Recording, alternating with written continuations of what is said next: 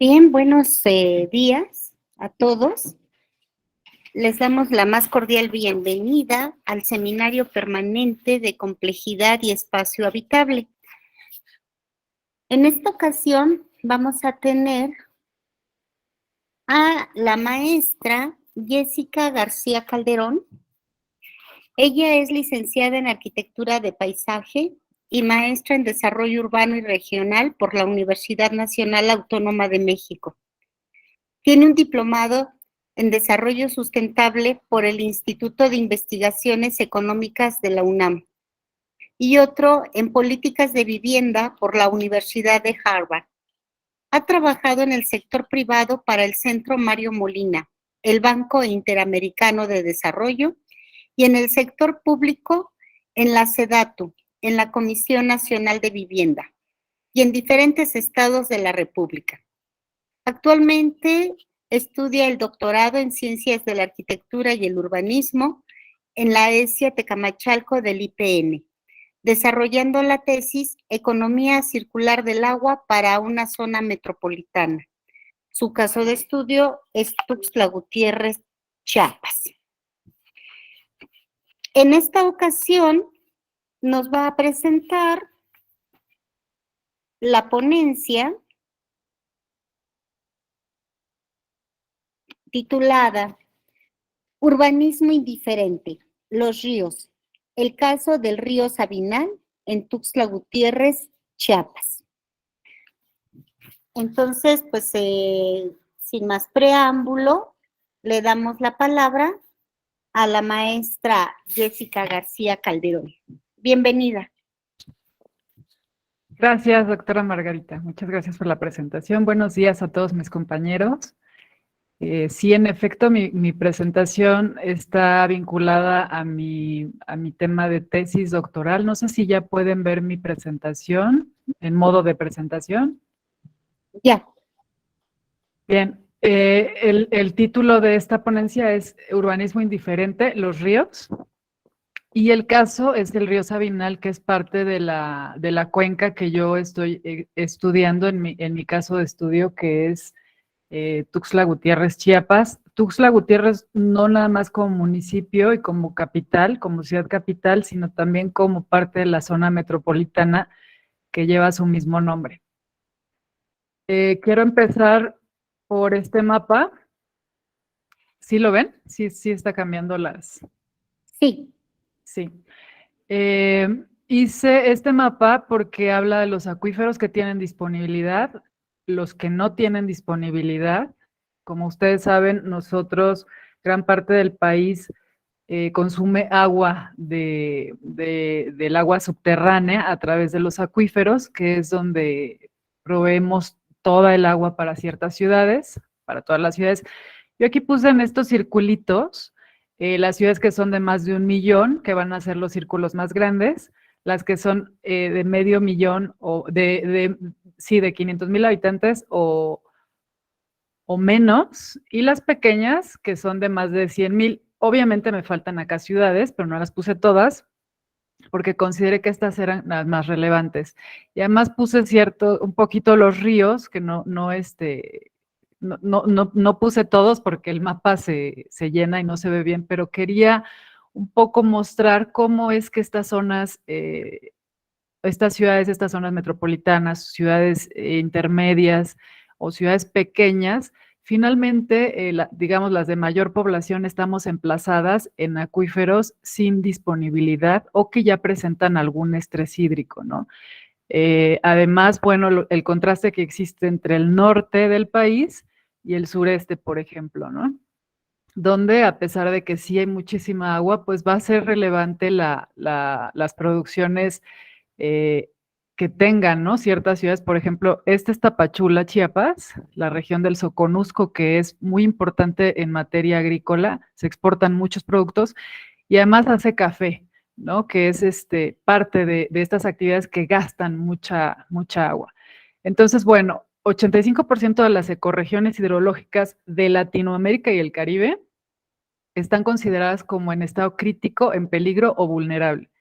En México, la cuenca del río Lerma tiene una degradación extrema, que esto es muy importante decirlo, ha presentado no nada más muchísima contaminación, sino desaparición de especies animales y vegetales. Los caudales de los ríos Colorado y Bravo se han reducido severamente, que esto también va a ser muy importante, y ahora lo vemos, por ejemplo, en un caso como el de Monterrey. Todo el país se encuentra en una situación crítica en cuanto a nuestros recursos hídricos, sobre todo por la sobreexplotación, la contaminación y el mal uso de las fuentes de agua. La mala calidad en que se encuentran los acuíferos ha ocasionado que la población pues desconfiemos del agua y que recurramos a consumir cada vez más agua embotellada. México es el país número 1 a nivel mundial en consumo de agua embotellada.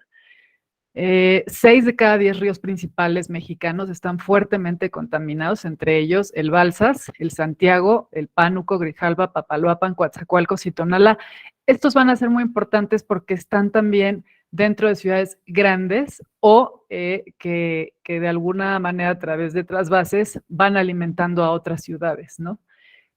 4 ríos reciben el 50% de las descargas de aguas residuales. Estos son el Pánuco, el Lerma, el San Juan y el Balsas.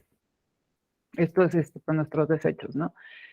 Finalmente, bueno, los ríos y los arroyos son parte del sistema de agua. Un río es eso, un sistemita con agua en movimiento constante, unidireccional sobre la tierra, ¿no? Un río se va a reabastecer de agua con la precipitación y los escurrimientos superficiales, los mantos freáticos y el deshielo en las partes altas, ¿no? De la topografía. Desde luego los ríos forman parte del ciclo hidrológico y incluyendo otros cuerpos de agua como lagos y lagunas. México cuenta con cerca de 2 millones de kilómetros cuadrados de superficie terrestre y dentro de ellos alberga 320 cuencas hidrográficas y 50 ríos principales. Hace no mucho tiempo, la Ciudad de México, quise poner estos ejemplos, aunque no es mi tema la Ciudad de México, porque además se ha estudiado mucho todo el tema lacustre de la ciudad. Sí, la Ciudad de México hasta no mucho conocía los ríos, ¿no? Y había ríos, por ejemplo, aquí les puse el de la Viga, que ahora, bueno, está entubado y además pues tiene concreto y por ahí pasan muchísimos coches, igual que el río Churubusco o el río de la Piedad, que es viaducto. Y gran parte de esta reflexión era como dentro de las políticas urbanas, ¿no? Las políticas de ciudad, muchas veces no se ha sabido cómo actuar frente a estos cuerpos de agua que incluso, ¿no? Se vuelven como que nunca les decimos es el río o no entendemos de dónde vienen ni a dónde van, sino se vuelve como el canal, como un lugar sucio, contaminado, que huele muy mal, que desdeñamos y muchas ciudades en México, pues sí, le hemos dado la espalda a los ríos como una parte fundamental de nuestros recursos hídricos y naturales y además muy importantes, por ejemplo, para el abastecimiento de agua, ¿no? ¿Por qué digo esto? Porque, bueno, muchas ciudades, por ejemplo, Tuxtla Gutiérrez, no perforan sus acuíferos, sino que ocupan el agua superficial. La hidrología se divide en dos, en agua, en hidrología subterránea y en hidrología superficial, y la superficial pues son los ríos básicamente, ¿no? Entonces, esta presencia de los ríos como el Grijalva, que después se va a hacer Usumacinta, uno de los ríos más importantes en el país, proveen de agua sin necesidad de perforar el subsuelo o de contaminarlo o de estar extrayendo, ¿no? Entonces, nosotros también acabamos un poco con nuestro propio recurso al hacer esto con nuestros ríos. La problemática con los ríos mexicanos, aquí les puse, por ejemplo, el río Bravo, que de lejos se ve así y de cerca se ve así. El río Bravo, pues, es el que colinda, ¿no? Es un agua binacional, colinda con Estados Unidos de Norteamérica y con México, un río importantísimo. El río Nazas, el río Lerma, yo creo que nos queda más cerca, es el que está aquí en Toluca. El río Grijalva, que es el que estudio, digamos, así se ve de lejos, pero así está parte del cañón del Sumidero, que es muy importante turísticamente hablando, pero bueno, que estas cosas pues a veces no las vemos tanto, ¿no? El río Pánuco, con mucha fauna, ¿no? Ya extinta o con muchos problemas, ¿no? El Papaloapan, uno de los grandes ríos, ¿no? De Veracruz. El río Santiago, que ha sido como muy importante para Guadalajara por el tema de contaminación, ¿no? Había comunidades que tenían los mismos padecimientos en el mediano plazo, sobre todo, por ejemplo, de enfermedades relacionadas con los riñones. Y esto estaba bastante vinculado y está documentado que tiene que ver con el consumo del agua de este río, ¿no?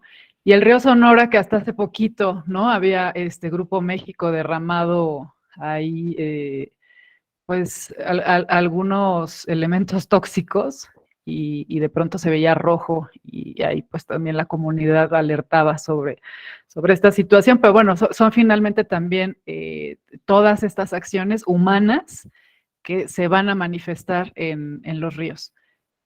Entonces, bueno, en realidad los ríos no son parte, ¿no? De la planificación urbana. Cuando hay planificación urbana en las ciudades, se ve someramente el tema del agua y en particular el de los ríos, ¿no? Si bien son parte del drenaje, que digamos, si las aguas se trataran y se regresara, ¿no? Estas aguas tratadas al medio ambiente que finalmente se regresan eh, con igual calidad que la tomamos o un poquito mejor, que eso sería lo ideal, pues servirían los ríos y no habría ningún problema, ¿no?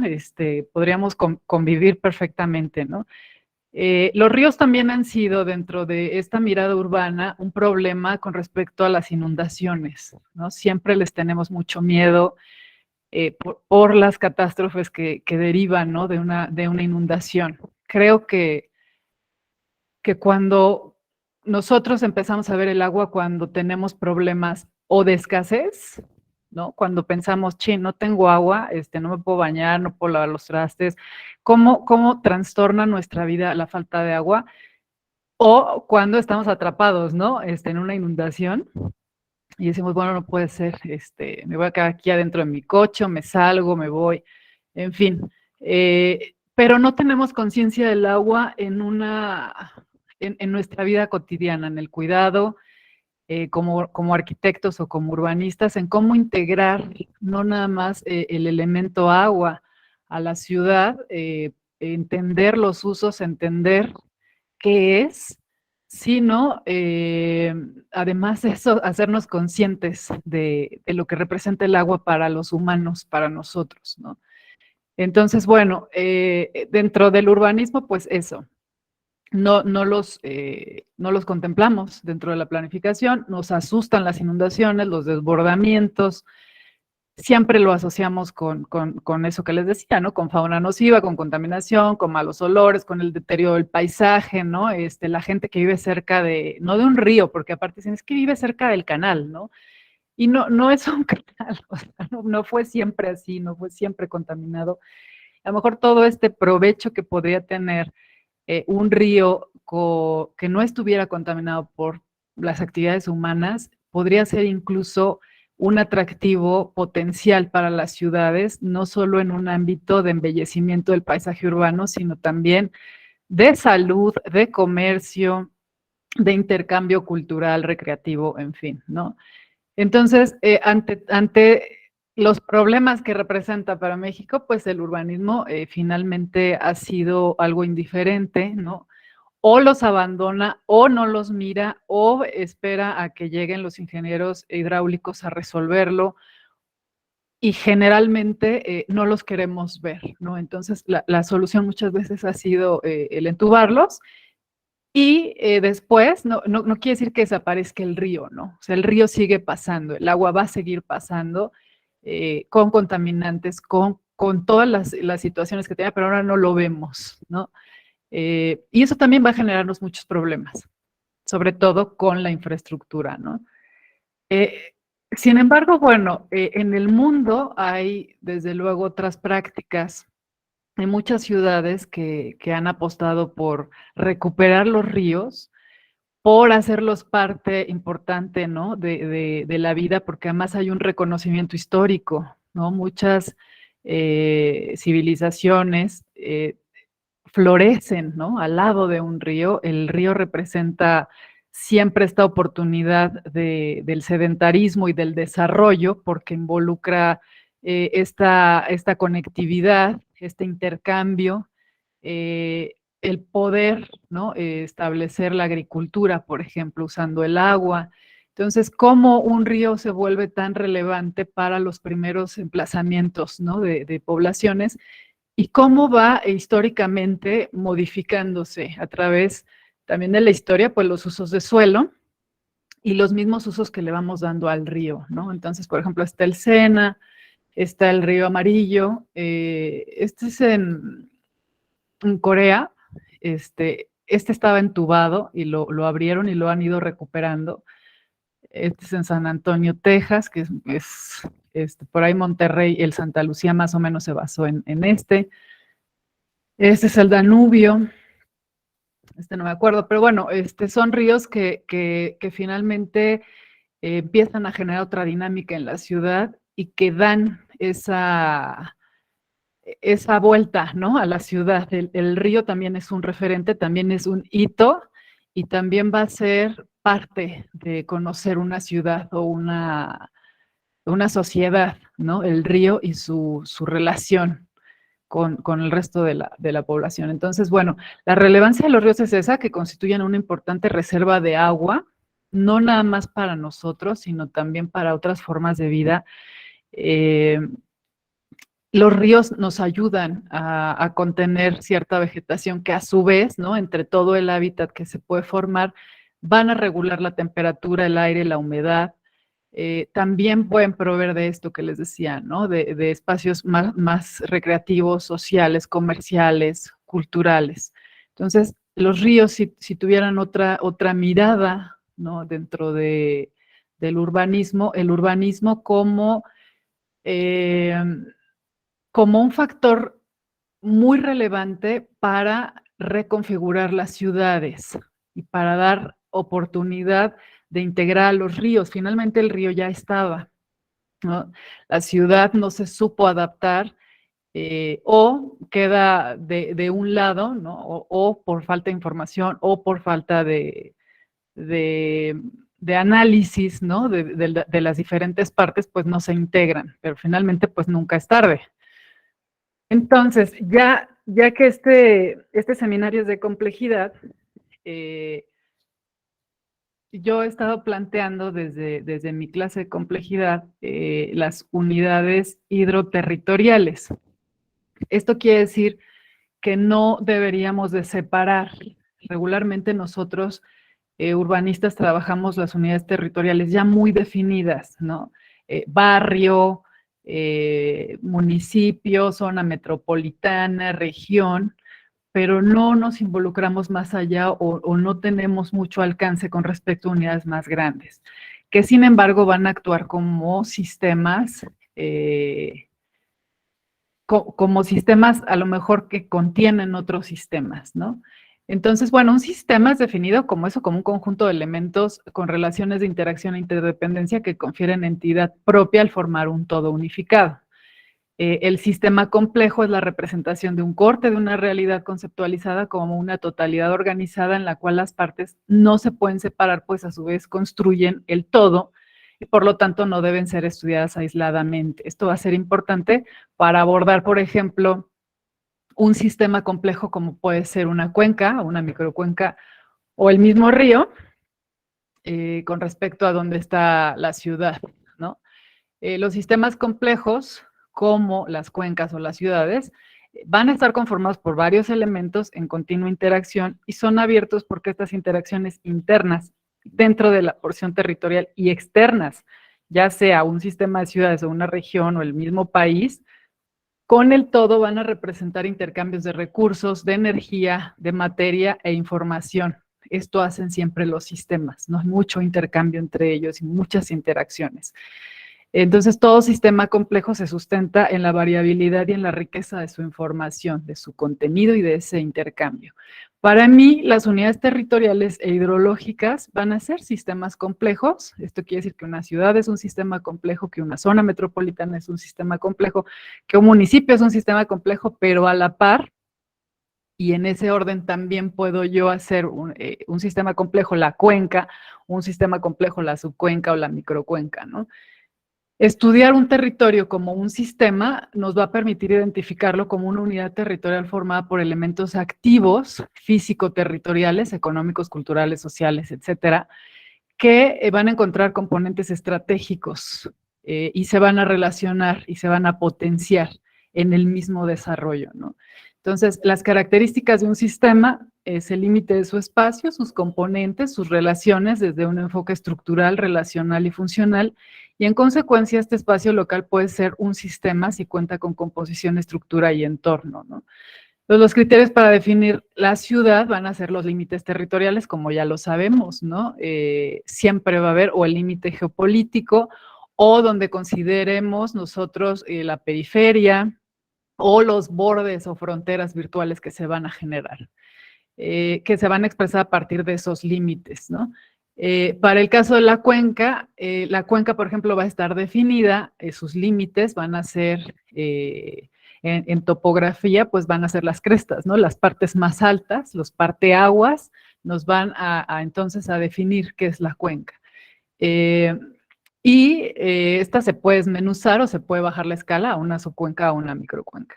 Estudiar un territorio como un sistema nos va a permitir identificarlo como esa unidad territorial formada por elementos activos. Y esto sí va a ser importante, o por lo menos para mí ha sido muy importante para entender que mi zona metropolitana está inserta en una unidad más grande, que ya tiene cierta complejidad, que ya tiene una dinámica definida y que yo necesito entender para poder entender las otras unidades territoriales que van a estar insertas en esa macro.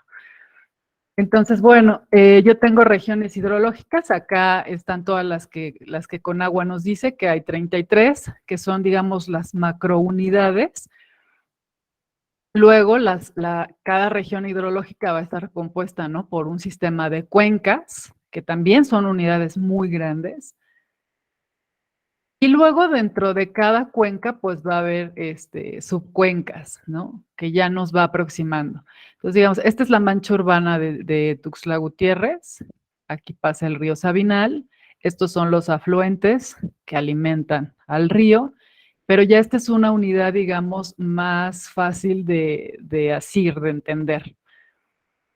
Y finalmente, pues el gran tributario de esta subcuenca va a ser el Sabinal, que va a atravesar el municipio de Berriozábal, que es donde nace el río, digamos, esto es aguas arriba, atraviesa el municipio, se une, atraviesa toda la capital y después se va a unir al Grijalva, que es tocando ya al municipio de Chiapa de Corzo.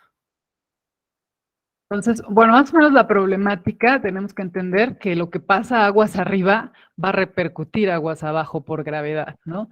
Entonces, si yo estaría estudiando Tuxtla Gutiérrez, tendría forzosamente que saber qué pasa en Berriozábal nada más por eso, porque el agua va a ser un elemento, y es un elemento indispensable. No podríamos hacer planeación urbana o no deberíamos hacerla sin tener esta conciencia o esta suficiencia de información además, ¿no?, de prospectiva, de qué va a vivir la población, cómo voy a trazar horizontes de futuro, de crecimiento de población, de crecimiento de actividades productivas, de usos de suelo. Creo que a veces esa pregunta no se hace, ¿no? ¿De dónde va a sacar agua un hospital que necesita agua todos los días, 24 horas, ¿no? O una universidad. Estos macroequipamientos que van conformando la ciudad, ¿cómo? ¿No? La vivienda de dónde, cuándo, cómo, ¿no? Entonces, en el río Sabinal, pues el problema básico es que es el drenaje, se va gran parte de las aguas sin tratar. Hasta hace poquito se pusieron unas plantas de tratamiento en Berriozábal porque no había, y de algún modo empiezan a regresar el agua ya con cierto tratamiento, ¿no? Desde luego hay porciones aún muy naturales, por ejemplo, esta que es, digamos, la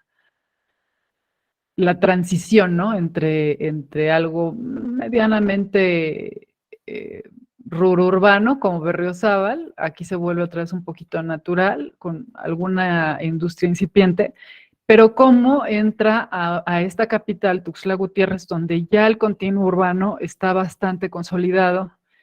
Hay muchos lugares donde el río está francamente atrapado, ¿no? Recordemos, ¿no? Que los ríos tienen un derecho de vía en algunas porciones, no en todo, la verdad es que está bastante respetado, pero también porque este río se ha desbordado y ha causado muchos problemas, pero digamos, sí está invadido parte del derecho de vía. Sí, la gente cuando ve algo que está sucio lo tiende a ensuciarlo más. Sí hay algunas descargas clandestinas, ¿no? Que se van a cielo abierto y que esto va a repercutir después en el paisaje, sí, pero también en la salud de todos, ¿no? Y en este deterioro paulatino que nos va a llevar a perder cada vez más nuestros recursos naturales. Entonces, estos sistemas complejos autopoyéticos, para mí, pues, desde luego la metrópolis, el municipio, la cuenca y el río, siempre van a tener una jerarquía y una estructura, ¿no? Las propiedades dinámicas de las estructuras organizadas de los sistemas las tenemos que descomponer en subsistemas para poder entenderlos mucho mejor, ¿no? Parte de este entendimiento va a ser la descripción de los espacios o cómo entendemos nosotros esta dinámica o estas interacciones entre sistemas y cómo los podemos aplicar en estos territorios hídricos, ¿no? Entonces, como sabemos en urbanismo, pues en las ciudades o en las zonas metropolitanas o los mismos municipios, uno de los factores relevantes dentro de los sistemas territoriales, pues va a ser el sistema social, ¿no? Este va a tener la capacidad para crear asociaciones que contribuyan a la creación de esquemas y actores que la representen y que vayan potenciando su desarrollo. O sea, todos nosotros nos organizamos como sociedad y vamos transformando nuestros territorios porque todas las actividades humanas, todas, van a tener una manifestación y un impacto en el territorio. Todas. Y esto también va a afectar, digamos, al territorio prístino o no como lo encontramos, bueno, como lo encontramos en algún punto, ¿no? De nuestra historia, pero digamos, el paisaje original que alguna vez fue, no era la ciudad. Y yo creo que esto no lo hemos entendido demasiado bien, porque a veces damos por sentadas muchas cosas en las ciudades, ¿no? Entendemos que siempre hay agua, entendemos o no nos ponemos a pensar, bueno, voy al baño, le jalo, pero ¿a dónde va a ir esto? ¿No? O sea, realmente sí estoy consciente de agua que gasto cuando me baño todo un día, ¿no? Creo que otra vez esta es la reflexión, ¿no? Cuando ya me falta es cuando digo, sí, en realidad no, no tengo agua, ¿no? Yo veía las noticias en Monterrey y decía, sí debe ser muy difícil enfrentar en una ciudad tan grande o en cualquiera, ¿no? La falta de agua. Entonces, bueno, esta parte, ¿no? De desmenuzar los sistemas nos pueden ayudar desde un enfoque social a esto, a generar precisamente conciencia, a entender, más allá de que seamos urbanistas o no, que a mí me parece que tenemos mucho más compromiso, arquitectos, urbanistas o personas que trabajemos con el espacio, porque deberíamos de ser más conscientes de cosas que otros no, por su horizonte cultural o por lo que ellos se dedican, pero nosotros que sí trabajamos con el espacio, siempre vamos a tener otra mirada con respecto a esto. Y creo que es importante integrar estos sistemas naturales y artificiales, o sea, urbanos, en un todo, o cómo empezar a hacer relaciones que contribuyan a, a poder planificar o a poder diseñar o a poder generar estudios prospectivos que nos den alguna visión, ¿no? de cómo podría ser mejor.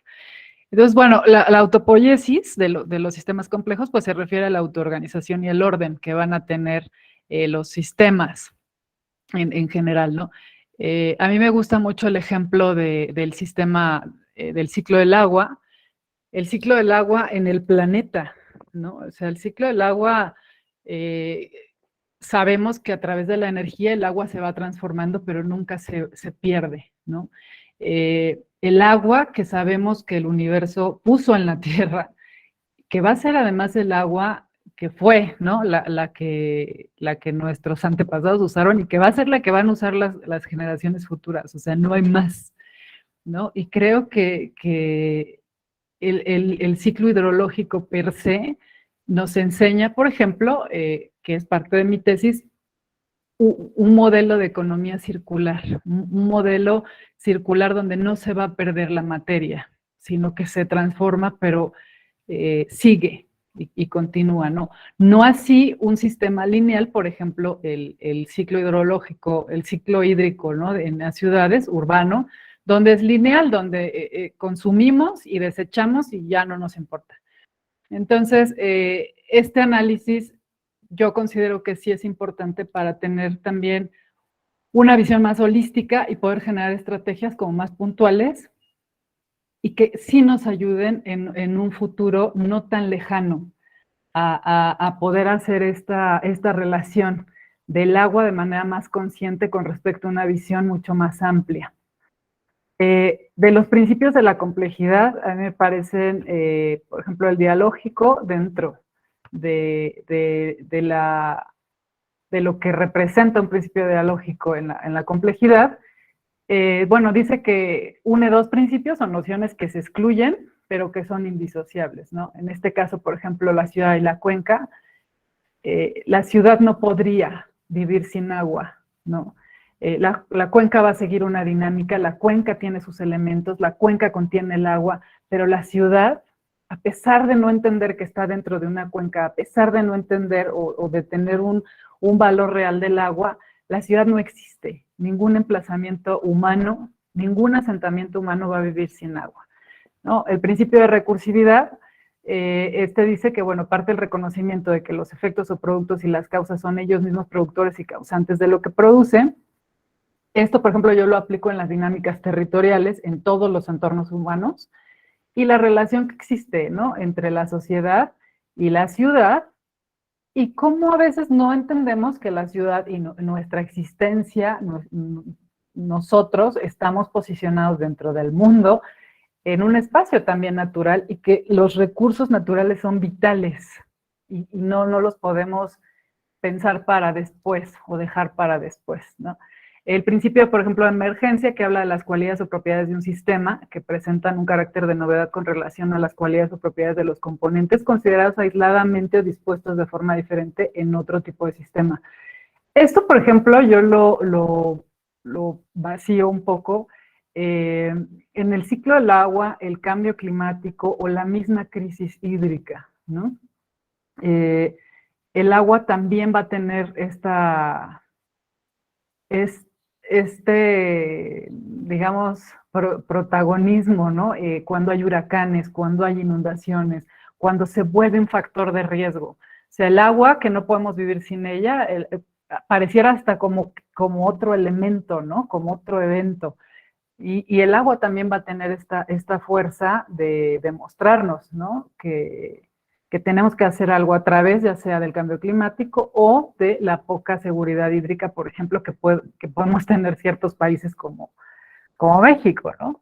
El principio de autoecoorganización explica los fenómenos, ¿no? Que van a tener una lógica interna y una lógica externa en una situación obviamente doble. Aquí, por ejemplo, pues yo lo que les decía, ¿no? Del agua, el agua como el agua de siempre, los recursos que hemos tenido, que se han ido gastando, que no hemos sabido usar, o que no hemos tenido suficiente conciencia para usarlos, pero que finalmente son los recursos que vamos a heredar a las generaciones futuras y que quién sabe, ¿no? Nosotros cómo lo vamos a enfrentar, pero ellos con qué elementos, ¿no? Y bueno, finalmente, mis sistemas complejos, este es el perfil del río Sabinal, este es aguas arriba, y aquí pues atraviesa la ciudad, estos son los usos de suelo más relevantes, ¿no? Mi reflexión va un poco más en eso, ¿no? En cómo el urbanismo tiene hoy muchas oportunidades de modificar estos paradigmas, sobre todo en el ámbito natural, y cómo los integramos a nuestro desarrollo urbano, más allá de lo que prometan las ciudades, más allá de pensar que vivimos en una partícula del mundo. A mí me parece que el urbanismo, por esta, digamos, sobrepoblación urbana que estamos experimentando, ¿no? Esta consolidación de las ciudades, estas ciudades cada vez con mayor población, van a tener mucho más oportunidad de hacer cosas, y cómo el urbanismo puede tener muchas oportunidades a través de comprometerse con un análisis más grande y también más consciente, ¿no? De las unidades territoriales. Por ejemplo, un río como este, pues podría abarcar no nada más las colonias y los barrios, sino los municipios, ¿no? Pero el río Grijalva, por ejemplo, ¿no? Empatar, estas flechitas pues tienen que ver con todo lo que podríamos relacionarlo en unidades hidrológico-territoriales, ¿no? Cada río va a tener así como lo hacemos, por ejemplo, con las unidades meramente territoriales que escalamos también en el agua, y cómo tendría que ser un binomio realmente inseparable, hablar del agua y hablar de la ciudad. Y esto es todo. Muchas gracias por escucharme.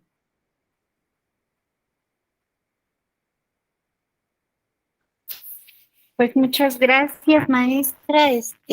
Muy ilustrativo esto que nos comenta, que realmente hay poca conciencia y sobre todo en la planeación de la importancia que tienen los cuerpos de agua. La visión es muy corta o ha sido muy corta a lo largo del tiempo, y esto es una cuestión histórica.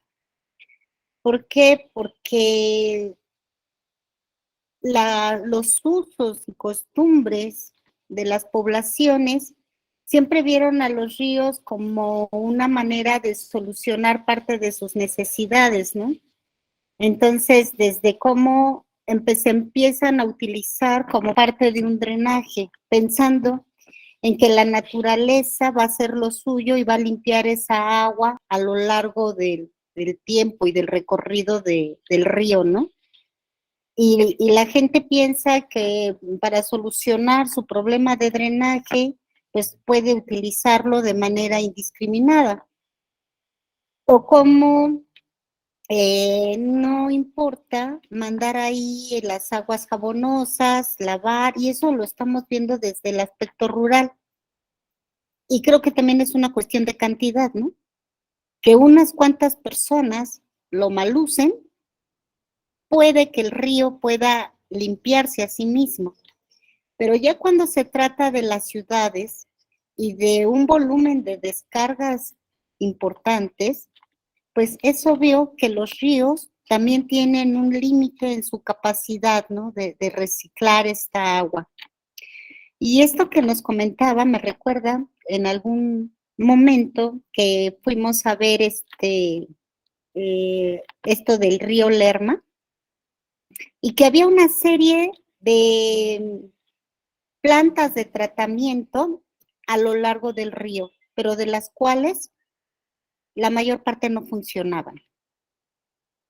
Como es algo que no se ve, muchas veces la parte política o los que tienen la decisión, pues no le invierten mucho porque finalmente esto está enterrado. ¿Y qué pasa cuando tenemos ríos dentro de las poblaciones? La gente prefiere tener vialidades que tener un río. O sea, no estamos acostumbrados, a diferencia de lo que fueron las poblaciones anteriores, las poblaciones indígenas, que estaban acostumbradas a convivir con el medio y a cuidar el medio. Nuestra civilización, creo que hay una visión totalmente antropocéntrica. Esto es, ¿qué del río me sirve? ¿O cómo me sirve? el agua. Y tenemos que cambiar esa visión a una visión ecocéntrica. ¿Cómo puedo ayudar a que se conserve el equilibrio? Porque como bien decía, cualquier cosa que hagamos va a alterar el sistema. Se altera el sistema. Pero puede darse un estado de estacionario, ¿no? Mientras no se cambia la estructura de este sistema. Pero ¿qué pasa cuando esta alteración rebasa esos límites y entonces no solo alteramos la composición del agua, la contaminamos con basura, no solamente con aguas negras, la gente tiende a tirar ahí sus residuos sólidos y se altera la vegetación, por ende la fauna, se disminuye la humedad y se rompe el ciclo hidrológico.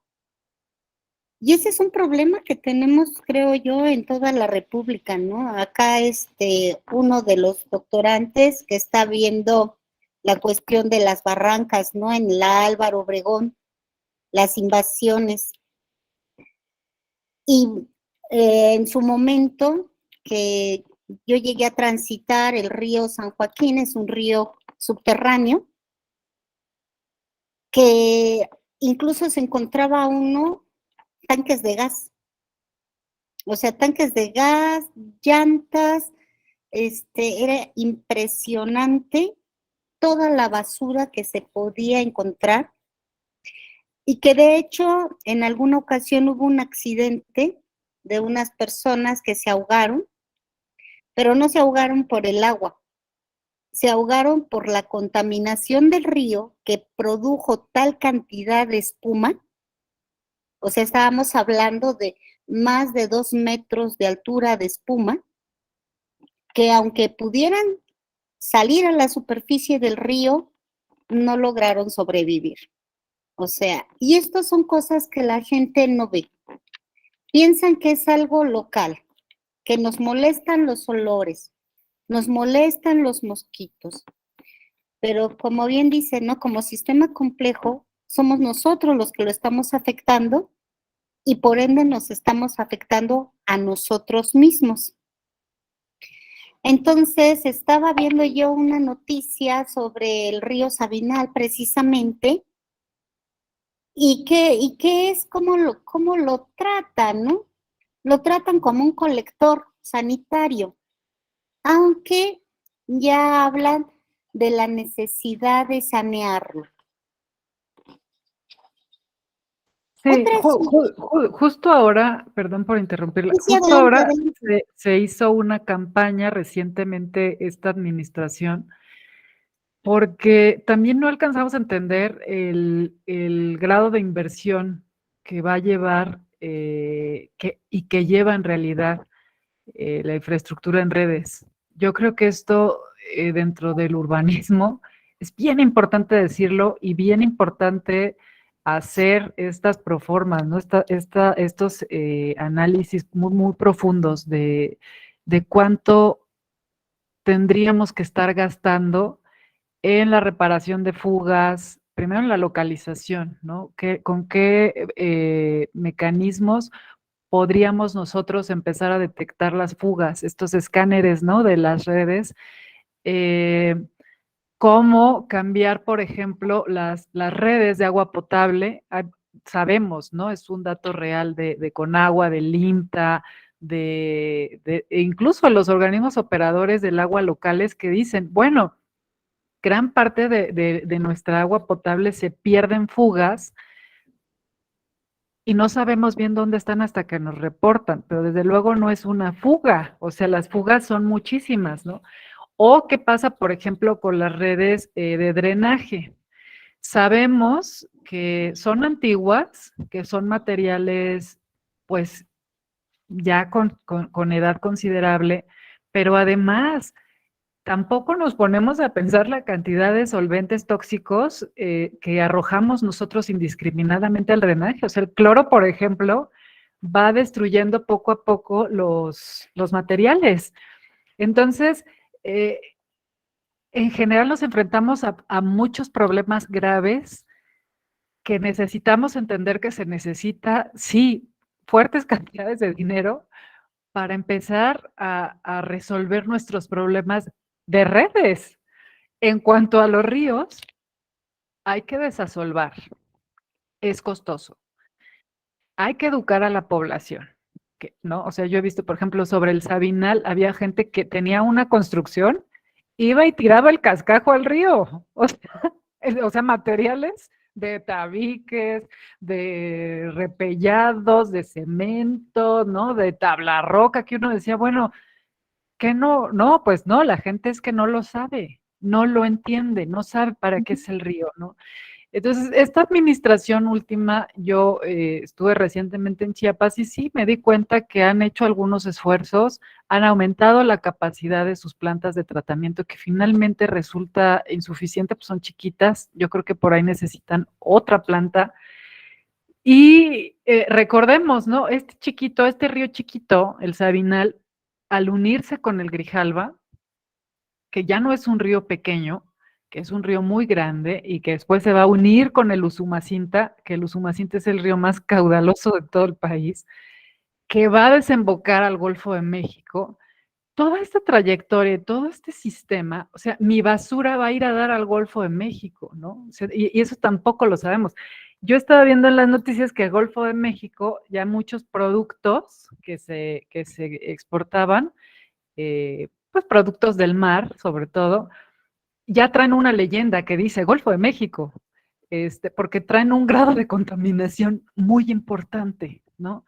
Entonces, eh, ese Golfo de México también se va a unir, ¿no? Con el agua de los océanos. Entonces, sí estamos dentro de un sistema, no un sistema complejo, sino un macrosistema, ¿no? Que es el mundo.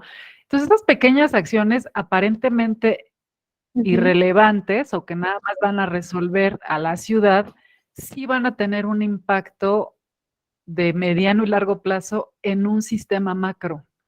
Y creo que a veces esa reflexión no se da porque estamos muy ensimismados y como usted bien dice, pues sí, ¿no? Todo gira alrededor nuestro y nos sentimos muy importantes y creemos que solo necesitamos estar viendo cómo satisfacer nuestras necesidades, pero no, yo creo que hay mucho, mucho por hacer en este tema. Y sí, el Sabinal ahí va poco a poco, hay varias situaciones, tiene 21 afluentes, de los cuales también se han usado para recolección de residuos, de aguas residuales. Muchos han sido encofrados, otros no, bueno, embovedados, y ahí extrañamente los naturales, o sea, digamos las fuentes naturales, de estos afluentes que son escurrimientos, ¿no? De los cerros naturales, digamos, los embovedaron y los que eran drenaje los dejaron a cielo abierto por falta de información, imagínense. O sea, entonces, todo al revés. Y recientemente están viendo, ¿no? Localizando, estudiando uno a uno, porque sí es complejo. Yo creo que es complejo, pero sí necesitamos nosotros desde nuestra trinchera ya aprender a observar, a hacernos preguntas y a ver desde nuestras herramientas urbanas cómo podemos nosotros participar en estos temas, ¿no? Finalmente, no podemos nosotros, arquitectos, urbanistas, pensar en una ciudad, pues que no tenga drenaje, ¿no? O que no tenga agua. Es como, no, pues se me va abajo de mi proyecto de viviendas, mi conjunto habitacional, mi sembrado de vivienda, mi escuela, ¿no? Todo lo que diseñamos no puede ser, a menos, no, o sea, no existe. Entonces el Sabinal ahí va. Es un buen ejemplo, sí, o puede llegar a ser un buen ejemplo si atienden de manera integral. Si es nada más un tramito, ¿no? O digamos, es una sección, yo creo que, bueno, a lo mejor para esa sección puede funcionar, pero toda la trayectoria del río pues tiene que ser intervenida, desde luego. Y ahí viene otro problema, muchas veces tampoco hay intercambio con los otros municipios, ¿no? Pues no me digas qué hacer porque tú hazte cargo del tuyo, ¿no? Esto también nos ha imposibilitado estos límites, ¿no? Estas fronteras, por ejemplo, geopolíticas, donde además los municipios sí están muy empoderados, pero no tienen esta visión de algo integral, de algo que nos va a favorecer a todos. Y creo que ese es también uno de los temas en los que nosotros podríamos tener mucha gestión, ¿no? De cómo empezar a plantearnos proyectos más grandes o más integrales. Era mi intervención, doctora, perdón. No, sí, adelante. Precisamente en la guía de SEDATU del 2018, que se hizo en conjunto con Semarnat, ya traía esta idea de que antes de entrar a un programa municipal de desarrollo urbano, y ahora también que se asocia al ordenamiento del territorio, era ver la aglomeración de los municipios. Esta guía me gustó mucho porque iniciaba el estudio con la cuenca y cuáles son los municipios que participan. Obviamente, esto nos rompe el esquema a los urbanistas, que estamos acostumbrados a ver solamente el municipio, solamente la localidad, y de repente te dicen, hay que ver desde la cuenca, ¿no? Entonces ya de manera más reciente sacaron guías simplificadas que nuevamente rompen con esta idea del urbanismo sustentable, porque dicen hay que ser sustentable y sacan ideas que la ciudad de los 15 minutos, que los desplazamientos, pero no toman en cuenta absolutamente nada del medio ambiente. ¿Por qué? Porque como bien dice, no lo entendemos. Lo que predomina es la ignorancia. ¿Cómo estudiar el agua? Entonces, no podemos definitivamente seguir en la misma tónica. ¿Por qué? Porque en la medida que nosotros sigamos deteriorando los cuerpos de agua, llámense los ríos, pero también están las aguas subterráneas, que también nos alimentan, en esa medida estamos dictando nuestra sentencia de muerte, ¿no? O la muerte de las ciudades. La Ciudad de México, ¿qué hizo? Pues traerse dos ríos, primero el Lerma y después ay, se me fue ahorita el nombre, que es el que todo el mundo habla, El Cutzamala. el Cutzamala, y lo que hicieron, o sea, ¿cuánto cuesta subir esa agua para después bajarla hacia la ciudad? Y no me explico por qué siguen diciendo que hay que redensificar cuando ya el agua es insuficiente, ¿no? Y es que son visiones parciales. Están viendo el punto de la economía, la infraestructura instalada, que no esté subutilizada, pero no están viendo la otra parte, o sea, la visión es solamente es desde un punto de vista social, económico, pero el medio ambiente se deja de lado. Entonces, ciudades como Tuxtla Gutiérrez, que no son tan grandes, yo creo que es en donde más se puede incidir de no llegar a los extremos que ahora tiene la Ciudad de México, ¿no? Poder rescatar estos cuerpos de agua y también el valor paisajístico que tienen, ¿no? Creo que los que en alguna ocasión hemos ido al campo, un atractivo siempre es el río, el cuerpo de agua, el arroyuelo. Y la ignorancia nos hace contaminarlo, ¿no? Porque también me pasó en alguna ocasión en el río subterráneo, ahí se estaban bañando con jabón unos excursionistas, ¿no? Entonces, el primero, estaba yo así que se me torcía el hígado, ¿no? Pero cuando empezó el segundo, les digo, oigan, ¿saben qué? Esta agua alimenta a otras poblaciones, no se debe de contaminar, no es baño. Y afortunadamente las personas dijeron, es que no sabíamos.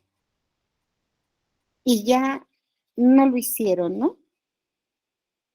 Pero una parte fundamental creo que es esto que comentaba la maestra, que es la parte de la educación. En la parte de la educación estamos fallando porque nada más hablamos, o sea, los niños que deben de aprenderse que hay ríos, cuáles son, pero nunca sus cuidados. Entonces, para la gente es muy fácil tirar ahí su basura, sobre todo los asentamientos no planificados y que no tienen el servicio de basura porque están en las barrancas. Y entonces, pues, ¿a dónde tiro mi basura? Pues, ahora sí que ojos que no ven, corazón que no siente, y que definitivamente va a afectar no solamente de manera local, ¿no? Si nos fuéramos a los niveles de análisis, no de análisis, sino de procesos que maneja Rolando García, él nos diría, ¿no? Lo local va a influir en niveles superiores, regional o incluso hasta internacional, ¿no? Como hablaba la maestra, ¿no? Los contaminantes que llevan estos ríos, por ejemplo, el plástico, no se va a destruir. Y el plástico que llega al río va a salir hasta el Golfo de México. Y como además ya les pusieron sustancias dizque para que se degraden, y lo cual no sucede, sino que se convierten en microplásticos, finalmente es lo que estamos comiendo cuando nos llegan los alimentos, ¿no? Del mar.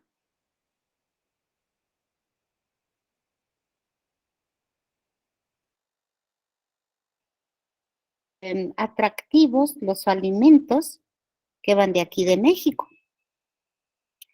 Pero además, las corrientes no se quedan en el Golfo, se van más allá. Y en la medida que deforestamos a lo largo de estos ríos con los asentamientos humanos, en esa medida hay menos humedad, menos lluvia, menos agua. Y se vuelve un círculo vicioso. Entonces, si bien es caro, pues es muy caro deshacer todo el daño que hemos hecho como humanidad. Creo que no es lo suficiente caro para salvar vidas.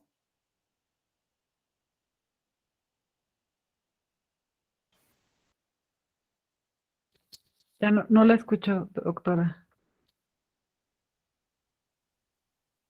¿Me escuchan a mí? Sí, sí te escuchamos. Sí. Sí, sí te escuchamos, Jess. Y eso es algo, Ya. sí, ya, la persona ya tiene decisión, ¿no? Ya. Toda la inversión, por muy fuerte que pudiera ser, siempre va a ser menos el costo que el costo social que se viene por la falta de agua. Porque además somos de los países susceptibles a quedarnos sin agua en un futuro no tan lejano. Por ahí hay mapitas ahí de cómo andamos a nivel mundial con esto del agua. Entonces creo que es este tema que desde que la maestra nos platicó, ¿no? De lo que estaba estudiando, pues yo creo que poca gente entra en este tipo de temas por todo lo que implica, que pareciera no haber solución, ¿no? Pero pues afortunadamente vemos que sí hay, se necesita sumar voluntades, pero también tener conciencia, hacer que las poblaciones tengan conciencia, la educación, la comunicación y los mismos urbanistas dejar de ver el medio ambiente como un entorno a la ciudad y ver el medio ambiente como parte de la ciudad o de nuestro propio hábitat. Dejar de tener una vida para empezar voltear la mirada y empezar a tener una visión más ecocéntrica, porque finalmente cuando hablamos del medio ambiente y la ecología, lo pensamos como algo ajeno a nosotros y no como algo en donde nosotros somos partícipes y lo que hagamos se nos revierte.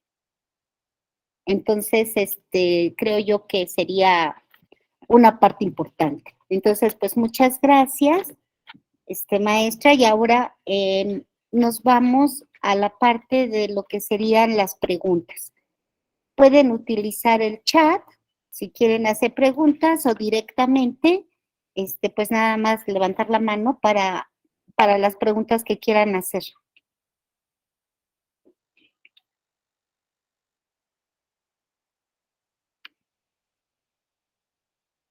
¿Alguien que quiera preguntar? Ah, Brito, adelante. Buenas tardes. Bueno, más que una pregunta, es un comentario igualmente, porque la verdad es que me hizo muy interesante toda la plática. Yo soy de Villahermosa, Tabasco. Entonces, pues tenemos ahí el río Grijalva. Y no sé, quizá la última inundación pesada que tuvimos fue en 2007. Y tuvimos una recientemente, no me acuerdo si fue dentro de pandemia o antes de pandemia, donde el río Grijalva pues se desbordó y se llevó, bueno, la zona que está al lado se llama Gaviotas. Y pues toda esta zona se inundó. Así estuvo como por un mes más o menos o mucho más. Y y ahorita que regresé en vacaciones, me di cuenta que el malecón que está pues adyacente al río Grijalva, pues lo remodelaron y pues quedó todo bonito, ¿no? Pero a mí se me hace como raro que intenten renovar esa parte sabiendo que la infraestructura dentro pues, del río se va a desbordar en algún momento y pues va a terminar afectando la misma zona. Y realmente el malecón tampoco es como que muy utilizado. En su momento sí, de que ahí había antros, bares, lo que sea, pero actualmente realmente no es muy turístico que digamos. Y y pues eso ha afectado, pues siento que no se está visualizando el proyecto como se debería, ya que pues como comenzó, en su momento no se esperaba que el río se pudiera desbordar en un futuro, no se estaba visualizando un proyecto a largo plazo y pues eso está afectando actualmente. Y ahora que ya sabemos de lo que es capaz y cómo puede afectar a la ciudad, creo que sí se están haciendo algunas propuestas, pero pues eso mismo, como que le están metiendo primero a algo más estético que a pues lo importante, yo diría. Y pues, por ejemplo, esto que pasó hace poco de que se inundó toda esta zona de Gaviotas, por donde yo supe, lo que hicieron fue como que cerraron una presa para que se desviara a las zonas donde, pues, lamentablemente a personas con menos recursos y no afectar al resto de la ciudad. Y pues eso, en cierto punto, pues no sé, puedo decir lo correcto, pero pues fue necesario porque si no hubiese afectado a todos. Y el no tener como que esta visión de vamos a enfocar el dinero del gobierno a realmente a resolver este problema y después empezar a diseñar un poco mejor la ciudad, pues creo que es un grave error y por eso se me hizo muy interesante lo que compartió usted, Jessica García. Muchas gracias. Gracias a ti, José Antonio. En realidad, fíjate que Tabasco es un estado bien importante. Uno, porque es el estado con más agua en todo el país. Después Chiapas. Tienen, digamos, la máxima precipitación pluvial, ¿no? Y bueno, parte de que yo eligiera Chiapas es porque, no porque haya mucha agua per se, la gente va a tener acceso al agua, ¿no? Eh, Podríamos pensar que en estados con estrés hídrico más pronunciado como los del norte, por ejemplo, Baja California, que es, bueno, sur y norte son los estados con menos precipitación, las cosas irían peor, no tanto así, hay mayor gestión del recurso. Y creo que tú te refieres un poco a eso, a la gestión, ¿no? Villahermosa es una ciudad, muchos estudios muy serios ya han dicho, ¿no? Que Villahermosa es una ciudad que nunca debió de haberse emplazado ni desarrollado en una zona francamente inundable. O sea, esto va a ser recurrente. Y tú dices algo muy importante acerca de las presas. Las presas tienen un papel muy importante, sobre todo las del sureste, con respecto, como ya sabemos, pues el agua también va a ayudar a generar energía eléctrica, ¿no? Entonces, hay varios temas ahí políticos. Yo comparto tu opinión y me parece también pertinente dentro de una visión urbana eh, el dejar de promover, ¿no? Acciones urbanas que sean tan reactivas, que siempre esperemos a que llegue una catástrofe y entonces tengamos que invertir miles de millones de pesos en reconstruir o en rehacer cosas que sabemos que en el mediano y largo plazo probablemente vuelvan a padecer lo mismo porque, digamos, los problemas de raíz no terminan de resolverse. No hay tampoco inversión en la prevención o en la cultura de vamos a prevenir. O sea, en lugar de gastar en reaccionar, lo que tenemos que hacer es invertir en la prevención. Y si tenemos que reconfigurar las ciudades, debemos hacerlo. Y si tenemos que distinguir ciertas infraestructuras grandes, como las presas, por ejemplo, eh, bueno, pensemos. A mí también me pareció muy triste, ¿no? Lo de las gaviotas creo que fue en 2020. Y sí, finalmente esos asentamientos irregulares pues son los que más padecieron porque sí, los tuvieron que inundar para inundar, no inundar una porción territorial mayor, ¿no?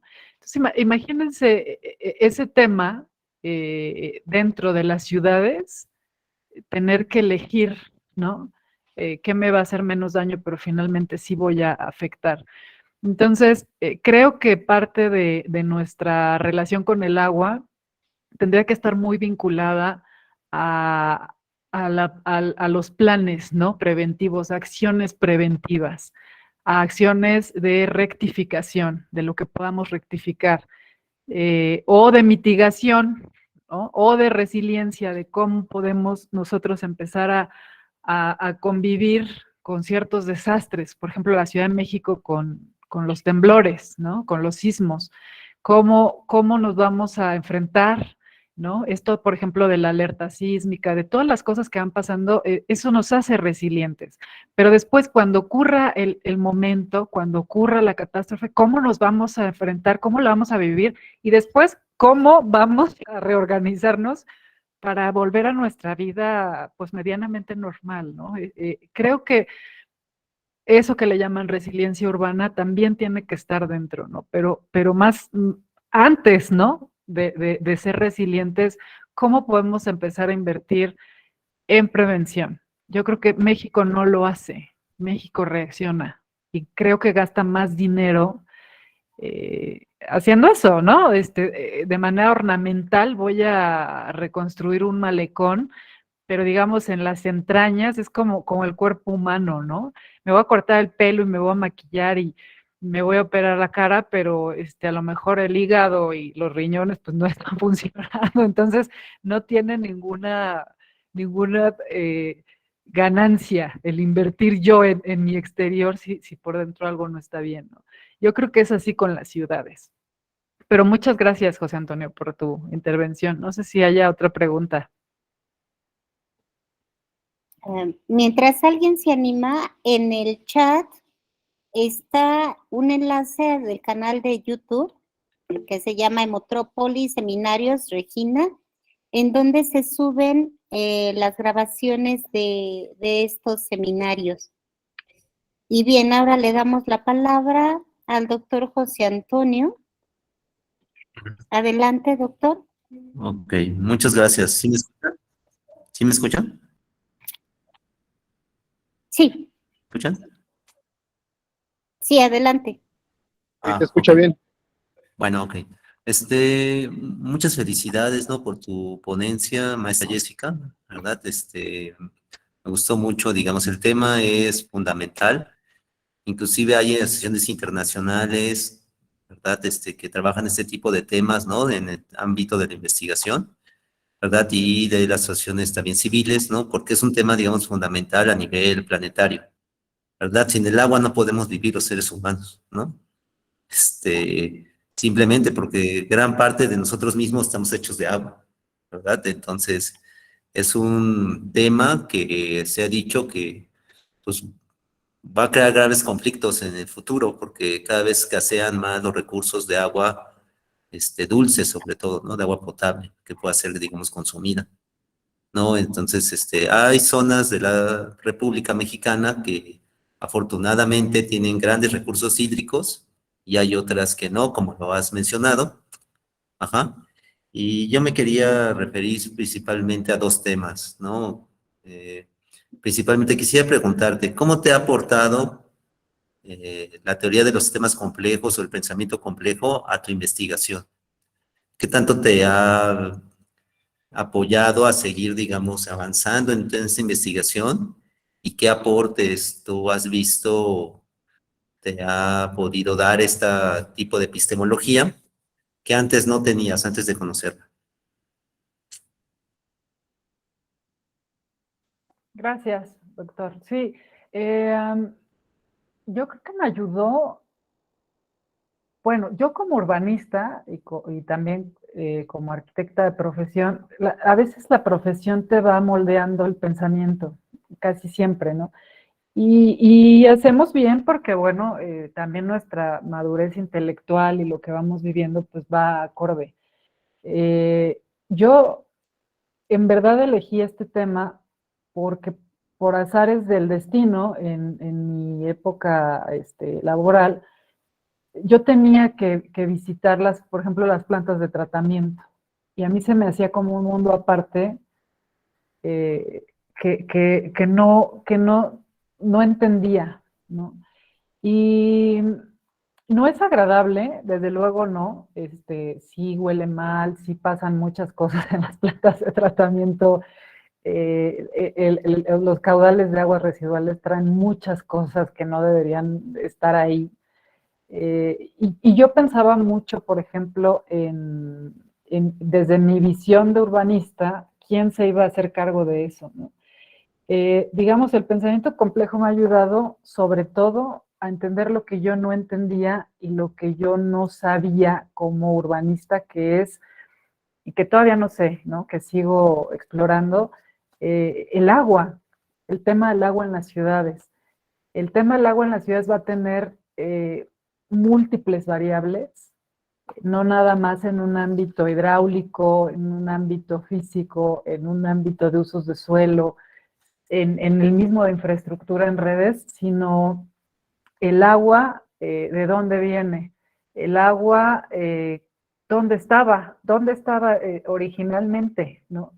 Todo eso que he descubierto en lo que llevo del doctorado, creo que desde este enfoque de la complejidad, me ha ayudado a poder desmenuzarlo, a poder, desde mis herramientas, que son más territoriales, más urbanas, eh, con esas herramientas poder empezar a entender otro sistema del cual yo no conocía nada.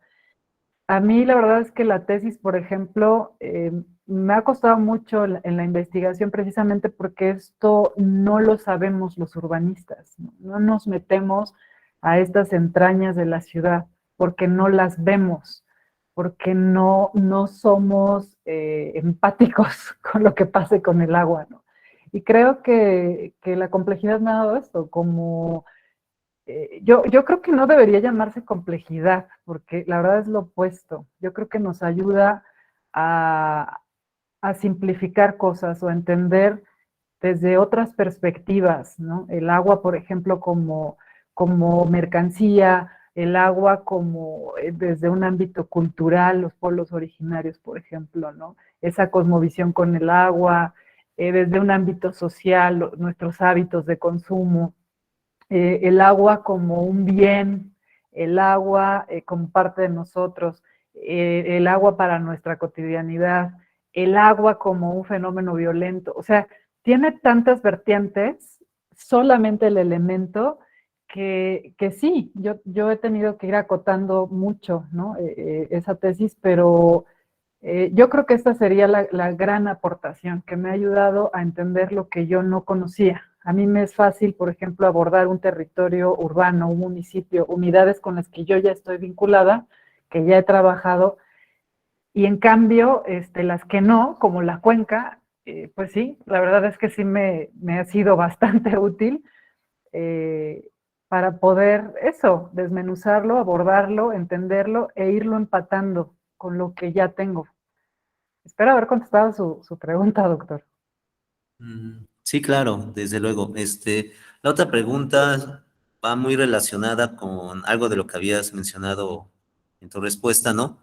Que yo tenía esa duda. ¿Qué tanto has investigado la cosmovisión, verdad, mesoamericana, ¿no? Que está muy directamente relacionada con la relación de la población, sobre todo originaria, con los ríos allá en Chiapas, en el área maya, ¿no? Porque digamos, la cultura maya es una cultura que tenía una gran relación, una estrecha relación con los ríos, con sus recursos hídricos. Muestra de ello, nada más vemos el sistema hidráulico, ¿no? De la ciudad de Palenque y nos damos cuenta de lo que estamos hablando, ¿no? Y qué tanto, digamos, abordas este tema, por lo menos entiendo yo, tal vez de base, ¿no? Para poder dar a entender de la importancia, ¿no? Que tiene el agua, pues en Chiapas desde tiempos ancestrales. Sí, así es. Eh, bueno, yo la verdad lo abordo desde el punto de vista de los asentamientos humanos. Eh, en gran parte del marco teórico sí hablo de que hay un antes y un después en México. Hay un antes que tiene que ver con todos los asentamientos y las culturas precolombinas que tenían sí un impacto hacia el agua, pero que era un impacto menor. Tenían muchísima más, digamos, comunión con el agua, no nada más por lo que representaba el agua como lo que representaba el sol, la tierra, la luna, o sea, todos estos elementos que integran esta cosmovisión y sabían que el agua era fundamental, ¿no? Es más, hay autores que dicen que, por ejemplo, los aztecas, ¿no? Cuando se funda Tenochtitlan y todo lo que pasa en Tenochtitlan, una ciudad lacustre, gran parte de la decisión de quedarse, de asentarse, ¿no? En la Ciudad de México, hoy Ciudad de México o Tenochtitlan, está vinculada al agua. O sea, más que otro elemento, la presencia del agua fue fundamental para quedarse. Eh, bueno, Nezahualcóyotl, ¿no? Que hace la separación de las aguas saladas de las dulces, o sea, una obra de ingeniería. Recordemos que está todo este sistema, ¿no? De lagos, ¿no? Que todavía existen, ¿no? Y cómo ellos entendían el espacio a través del agua. Entonces, por ejemplo, los mayas también. Los mayas se sabe que, por ejemplo, reunían agua para tener esta cultura de prevención cuando viniera el estiaje, porque digamos, por las condiciones climáticas hay meses en los que no va a llover. Entonces tenían la separación, ¿no?, de las aguas. Sabemos que el agua de los cenotes es sagrada y finalmente sigue siendo, ¿no?, un insumo para la población actualmente. Cómo hay esta relación mucho más estrecha y de menor impacto con respecto a el después. El después es cuando empieza la colonización, ¿no?, cuando llegan los españoles. Y yo creo que gran parte de los problemas se han extendido, ¿no?, a partir de esto. En Chiapas en particular, yo puedo decir que sí aún, ¿no?, predomina esto, y además están reconocidos los pueblos originarios en la Constitución y cómo hacer uso de sus recursos. Sin embargo, me parece que también tendrían que tener ciertos límites, ¿no? Este mundo moderno, a pesar de que prevalecen usos y costumbres en muchos pueblos, también hay cierto grado de devastación, ¿no?, o un uso no muy consciente de los recursos en general.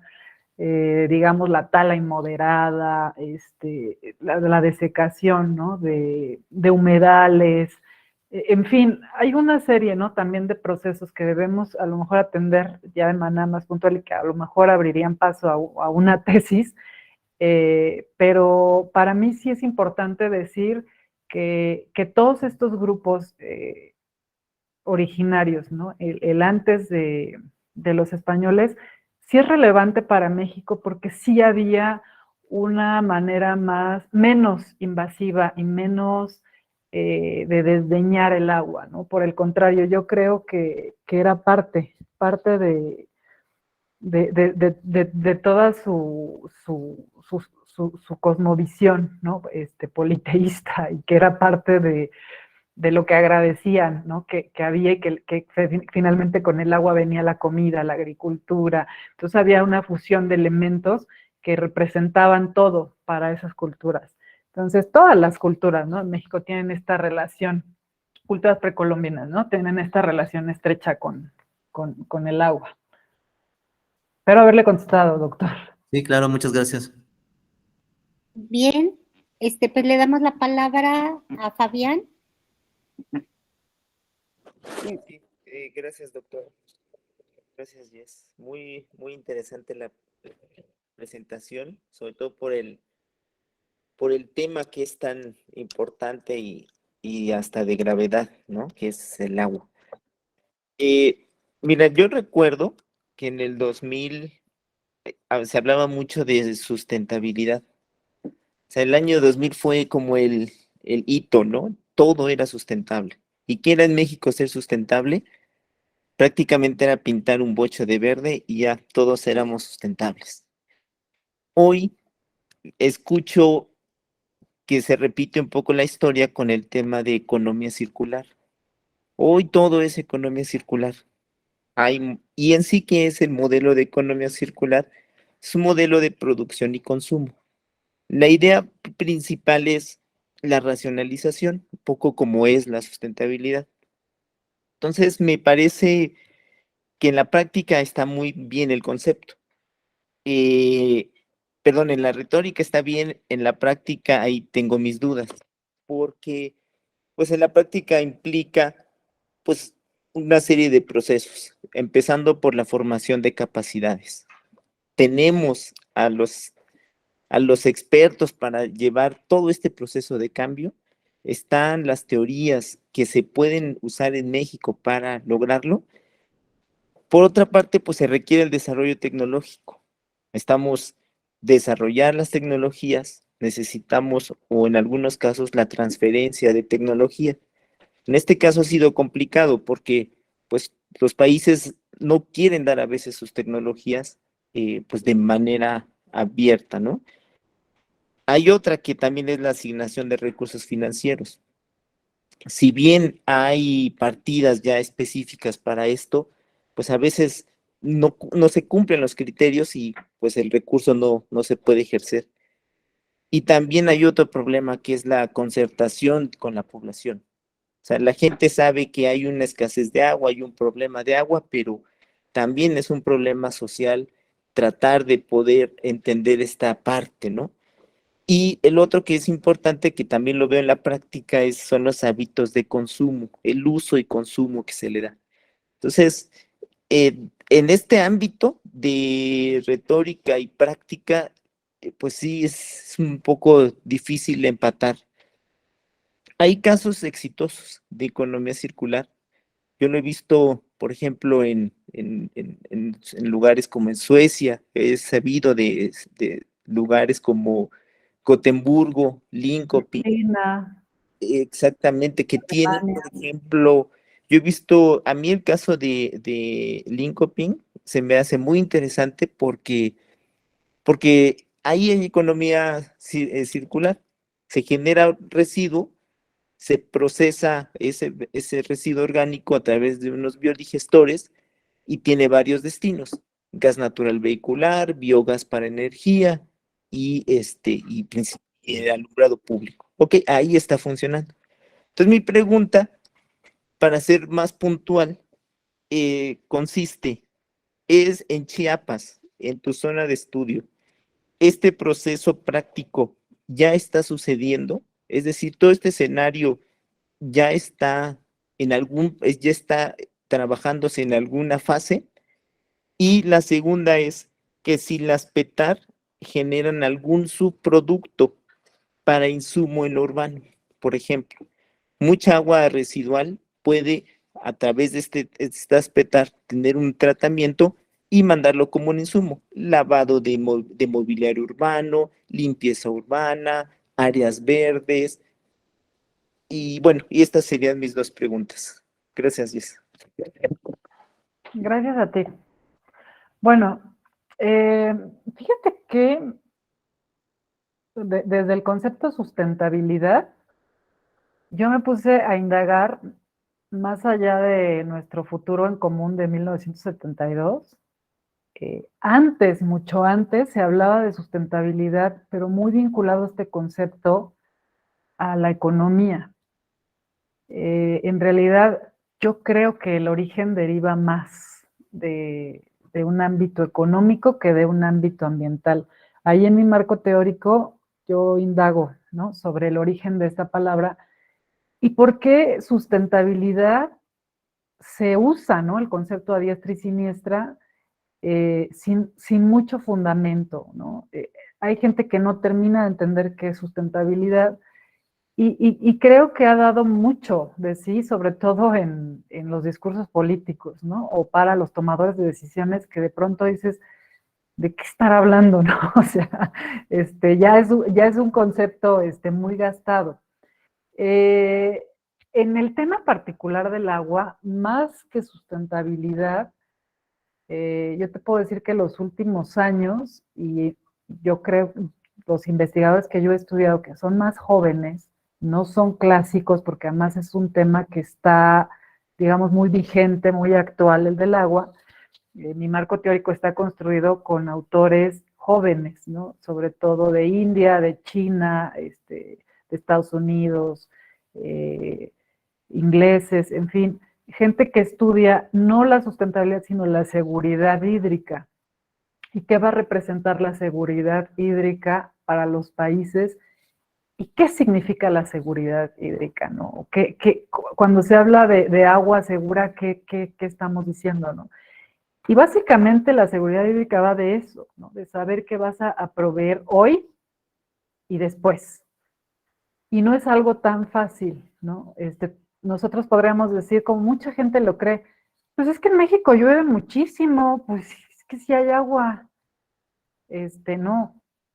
No, o sea, ¿quieres agua? Bueno, entonces pon tus cubetas allá afuera y pues que se llenen y pues ya ocupas el agua, y pues esa agua está gratis, ¿no?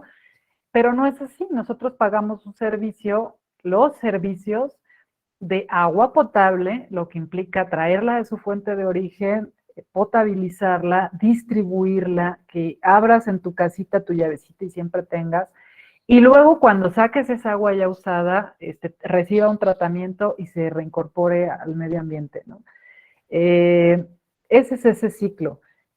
Entonces, con respecto a la economía circular, este modelo, economía circular se puede aplicar a cualquier cosa, pero economía circular va más, digamos, otra vez volviendo a lo económico, de dejar de pensar en este modelo lineal donde yo tomo las cosas y las expulso, porque así es, ¿no? O sea, ya adentrándonos a otra cosa, a lo mejor el mismo neoliberalismo o el modelo económico vigente nos hace ser así, ¿no? Yo consumo y desecho y no me importa, ¿no? Y se genera cualquier cantidad de desecho de ropa, de basura, de plástico, de pilas, de, ¿no? Esta obsolescencia programada, de desecho, y ¿a dónde va? ¿Quién se va a encargar de las toneladas de basura? A mí qué me importa, o sea, ya no sirve este celular, o no, sí sirve, pero ya sale uno mejor, bueno, lo tiro, igual la computadora, bueno, igual esta ropa, bueno, igual el agua. Este modelo económico nos está consumiendo, nosotros mismos nos estamos consumiendo. Entonces, la economía circular va más de pensar en que no existan residuos, no existan. Más allá del reciclaje y las 3 Rs y todo esto que se hablaba, digamos que la economía circular toma algunos principios de diferentes conceptos, pero su fin real es no generes residuos. Dentro de tu diseño de tu producto, ¿qué vas a hacer? ¿Cómo vamos a pensar de manera circular y cómo en cada etapa de ese producto, del desarrollo de ese producto, no vamos a generar residuos? Creo que ese es el reto, no pensar en residuos, como en la naturaleza, como el ciclo del agua. No hay residuos, ¿no? O sea, el agua se va transformando, pero sigue ahí, a veces se evapora, a veces se infiltra, a veces se va por la escorrentía, cambia, pero no hay un residuo. La naturaleza igual, un árbol, tira las hojas, pero no es basura, se transforma, se vuelve un abono, ¿no? Entonces, ¿cómo vamos transformando eso? Sí, desde luego está vinculado a los hábitos de consumo, pero los hábitos de consumo también derivan de un modelo económico preponderante que nos ha enseñado a ser así. Entonces, creo que la diferencia entre estos conceptos, sustentabilidad, a lo mejor vinculado con la seguridad hídrica y después vinculado con una economía circular, en particular del agua, quiere decir que una economía circular del agua urbana no genere desechos. En Israel, que tienen muchos problemas por el agua, por ejemplo, ellos no han entrado en un modelo de economía circular donde incluso consumen las aguas tratadas, ¿no? O sea, con un estándar, una calidad, y tú a lo mejor, o sea, nosotros que estamos acostumbrados a desperdiciar a diestra y siniestra el agua, ¿cómo me voy a tomar el agua tratada? ¿No? Qué asco, qué insalubridad. Pues sí, hay países que sufren un gran estrés hídrico que están llegando a esto, ¿no? Y además son buenos ejemplos. Lo mandan a la agricultura, esa agua que está tratada y que puede ser dentro de los consumos, el máximo actividad que gasta agua, pues es la agricultura, ¿no? Seguido de la industria, de algunas industrias. Hay algunas industrias que no necesitan agua limpia, que podrían entrar a una dinámica de economía circular perfectamente porque no necesitan agua limpia, sino pueden usar agua tratada para hacer ropa o para hacer partes de autos, no sé, dependiendo de la industria, ¿no? La ganadería gasta muchísima agua. Una vaquita, ¿cuántos litros de agua puede tomar al día? ¿No? Entonces, como que tenemos que ver un poco más allá, ¿no? Y en cuanto al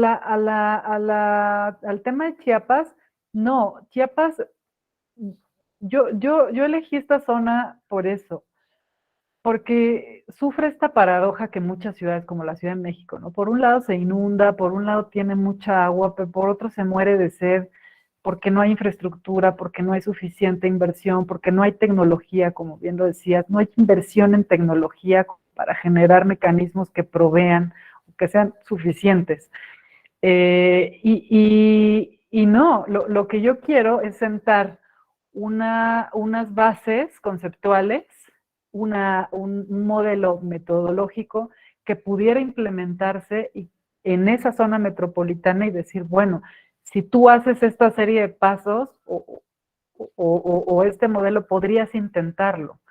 En México no hay economía circular que esté funcionando, ¿no? Hay una ley que salió en 2020 de economía circular que parece más de reciclaje, y no es reciclaje, es no generes residuos, usa todas las fases, úsalas dentro del proceso y no generes residuos, no pienses en residuos, piensa en cómo vas a aprovechar al máximo todos los componentes que integran ese sistema que estás desarrollando.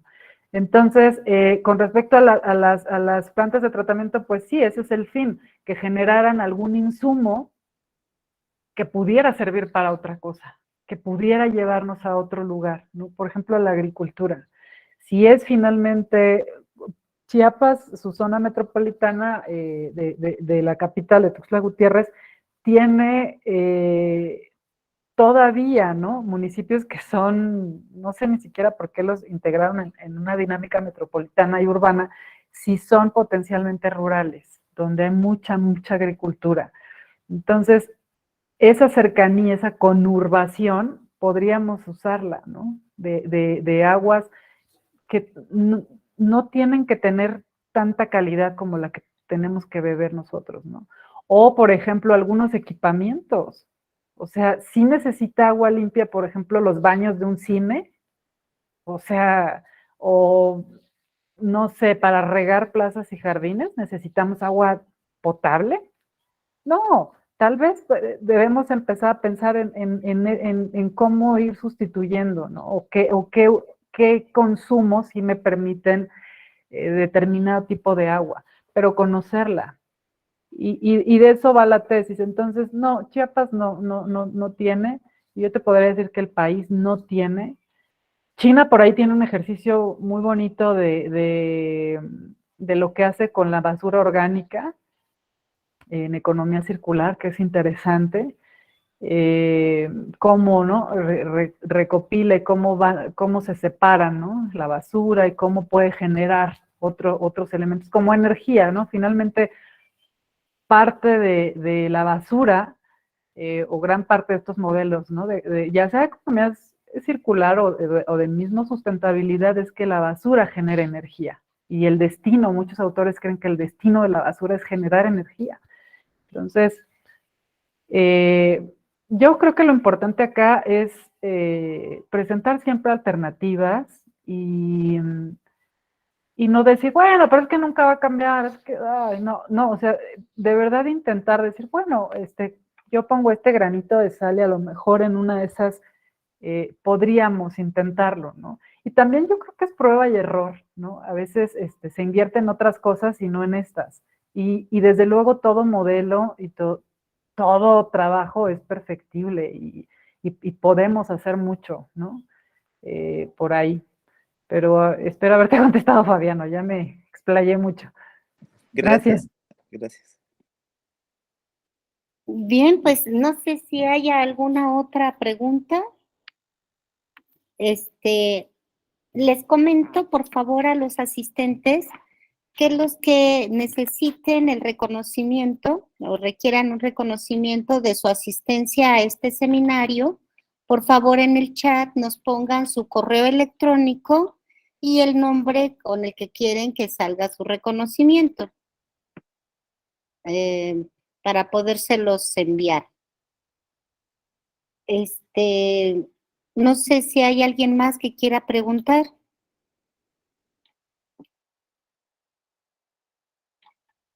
¿Algún comentario?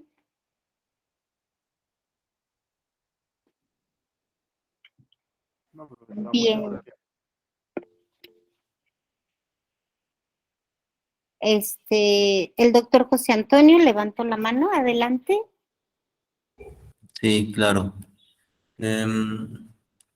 Estaba pensando, ¿qué tanto, a partir de todo lo que nos ha dicho, cuál sería la principal acción que uno podría hacer desde su caso particular, vamos a decir, en nuestras casas, para poder ir mejorando, digamos, esto pues, en todo el país? ¿Cuál será la principal cosa que hacemos mal, verdad?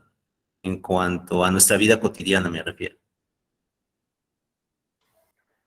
Bueno, eso es muy interesante porque todos podemos poner siempre nuestro granito, ¿no? Yo creo que tener más conciencia de nuestros consumos, eso sería muy importante. Hay pequeñas acciones que nos pueden ayudar muchísimo. Por ejemplo, cuando nos metemos a bañar, poner una cubeta, y, ¿no? En lo que sale caliente o la que se queda ahí, ¿no? Al final, cuando ya le cerramos a la llave, van a ver que por lo menos se va a llenar una cubeta, ¿no? Y esa cubeta la podemos usar para algo siempre, ya sea para el baño, para las plantas, en fin.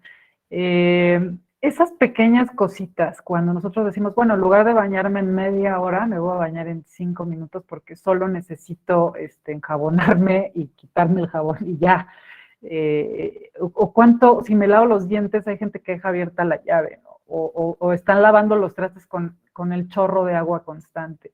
O sea, cosas que de verdad, ¿no? Hace no mucho la gente lavaba su auto con manguera y desperdiciaba el agua así sin mayor problema, ¿no? Ahora pues hay gente que con una sola cubeta le alcanza perfecto, no sé cómo le hace, pero lava su auto.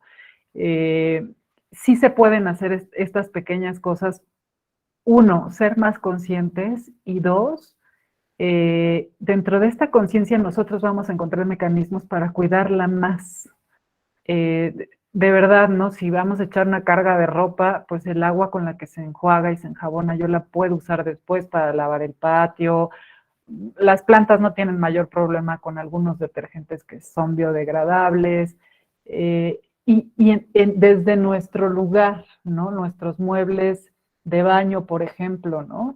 Hay quien gasta 20 litros, ¿no? Todavía tienen de esos excusados muy, muy antaños que dices, bueno, es que cómo es posible que se desperdicie tanta agua cuando puedes desperdiciar 2, ¿no?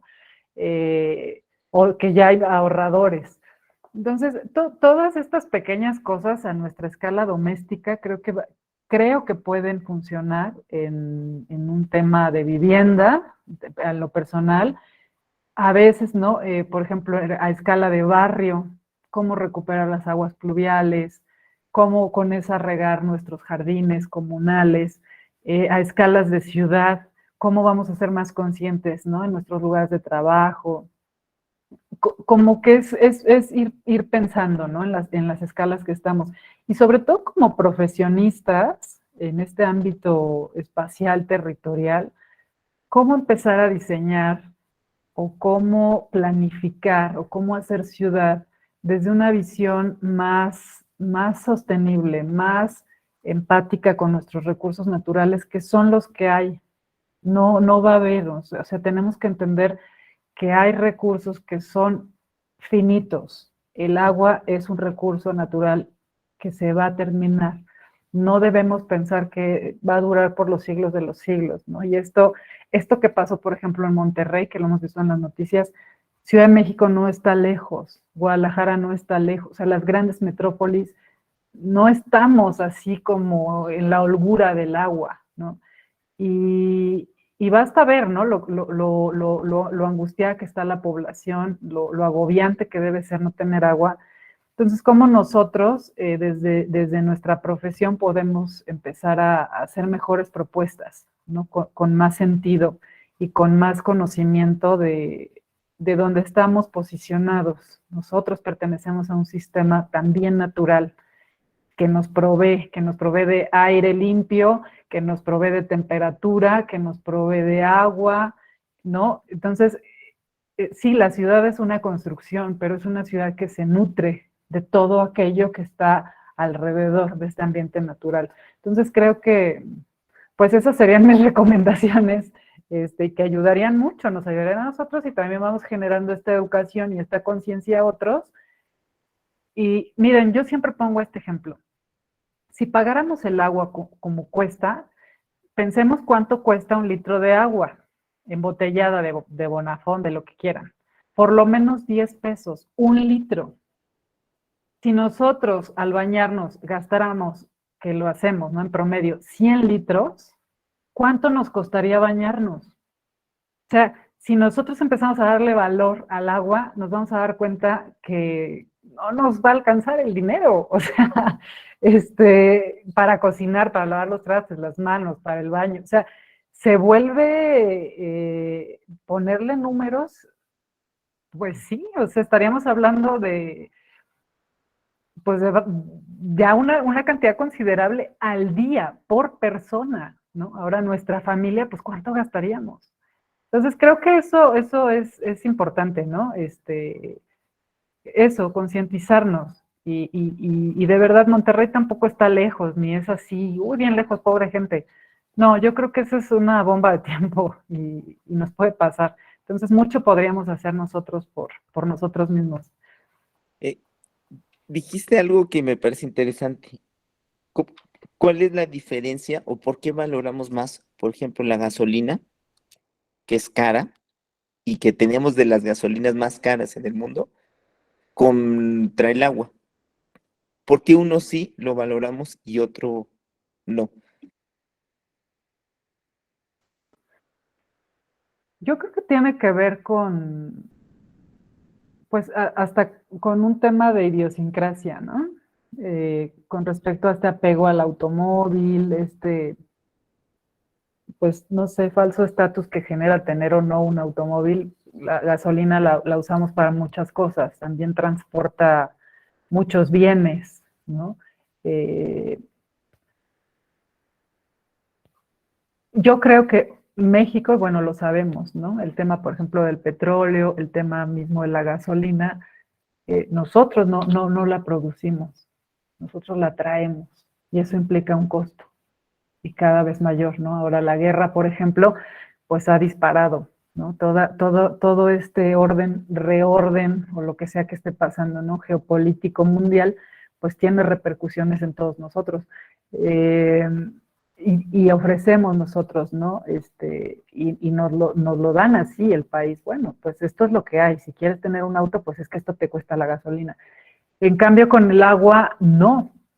Y yo creo que en muchos lugares el agua está totalmente subsidiada. Yo no sé si ese sea un modelo también que nos ayude a concientizarnos o que nos va a llevar a un buen camino. Imagínate que nos subsidiaran la gasolina, ¿no? Pues que a todo dar. No nos Bueno, importaría tanto, ¿verdad? ahorita está subsidiada. Y es cara, Ahorita está subsidiada. imagínate, Sí. ¿no? Tiene que ver con eso, yo creo, ¿eh? No sé, me estoy aventurando porque es lo que yo puedo intuir, o más o menos pensar, pero el agua tendría que ser, yo creo que el elemento, ¿no? De cuidado y de preservación por todos. Ujú.